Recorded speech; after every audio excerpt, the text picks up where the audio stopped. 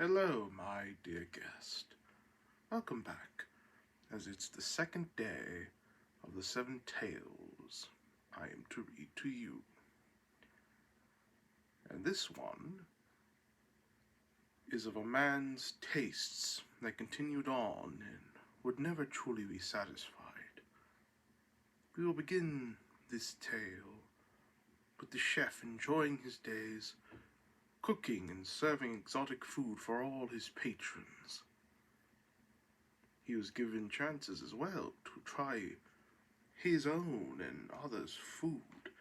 saving the many new tastes and aromas day by day. When eventually a reviewer came to try out his food, and of course the chef went about and made the reviewer his best wonderful dish, making sure to not have any mistakes, perfecting the dish greatly and with finesse, serving the dish with a smile, and giving time for the reviewer to enjoy, when suddenly the reviewer spoke with ill will towards the dish, being horrible lower class for a chef to make, and to disrespect the chef more, tossed the barely eaten food onto the ground by the chef's feet, the reviewer leaving the establishment, causing the chef to be devastated to the scene, crying all by his lonesome of his failure, not understanding what made the dish horrid, till a day came, a guest arrived, being a food vendor of sorts, wanting to offer the chef his exotic meats he procured for the chef to try. With the chef, in his saddened state, accept the man's offer, having the food vendor give some of the already cooked meat, with the chef eating it, and was in amazement to the flavor, and asked and even begged to where he got it. And the salesman, with a simple smile, said he can tell him, just need a simple handshake, and to pay him back when the day comes for his due. Which the chef did agree, shaking the food vendor's hand, and with a simple whisper, the chef, learning of this new meat, had went out to hunt for this exotic animal. Arriving to a specific forest the food vendor spoke of, he searched and searched for this special animal for hours, until eventually he found it. With his rifle in hand,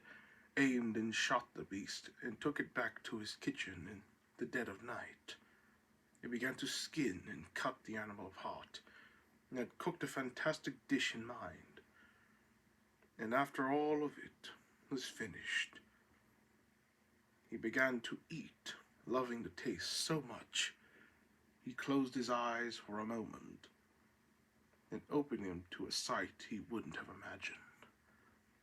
That being the cut-apart body of the reviewer, and the chef, realizing he was feasting upon the man's cooked leg, dropping it as he shook, and not believing this was real, but after a bit spoke from the silence of the situation, and found it most wonderful. Having him go about to give and serve this wonderful new meat to all, as he, day by day, hunted this specific prey, cooking and serving it to all with glee, and many enjoying and asking of where this meat came from, with the chef keeping it a secret, of course. But all secrets could never be truly hidden, as one patron, finding this exotic meat most foul, had reported the authorities to handle this situation with the chef,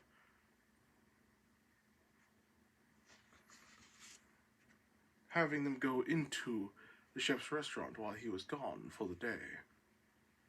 But the officers not finding anything out of the ordinary until they eventually found a hidden lever in the chef's freezer that led to a secret door with stairs going down under the establishment floor. And for when they went down, they witnessed a bloody sight of many people hooked up and bones scattered on the ground. So with this, the officers went and apprehended the chef, and after being courted and guilty for his crimes, he was sentenced to death. And as months went, he was able to escape, running and running into the same forest he was told, catching his breath until he heard the howling of wolves, seeing the pack of beasts, and in the distance, the food vendor smiling as the chef, with a simple smile of his own, said he enjoyed every bite, accepting his fate. So this tale is truly something very exotic for sure in Mr. Jefferson's eyes, but for me is very raw, so to speak,